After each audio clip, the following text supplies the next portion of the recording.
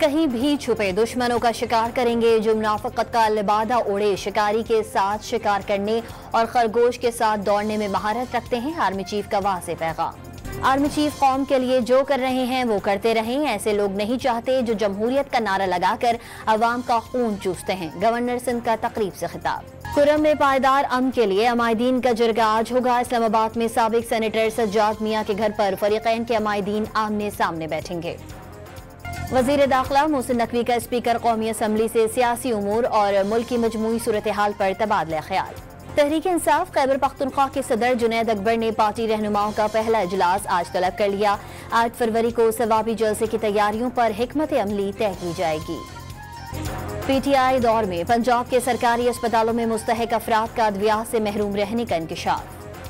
कराची समेत मुल्क भर के लिए सेमाही एडजस्टमेंट की मद में बिजली सस्ती होने का इम्कान। तकसीम कार कंपनियों ने बिजली ₹2 यूनिट सस्ती करने के लिए नैपरा से रुजू कर लिया।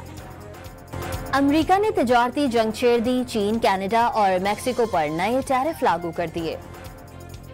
अमरीकी टैरिफ आयद करने पर कनाडा का शदीद रद्द-ए-अमल। अमरीका पर 25% जवाबी टैरिफ आयद करने का ऐलान।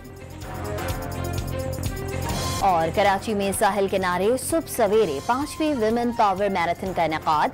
500 खवातीन ने शिरकत की।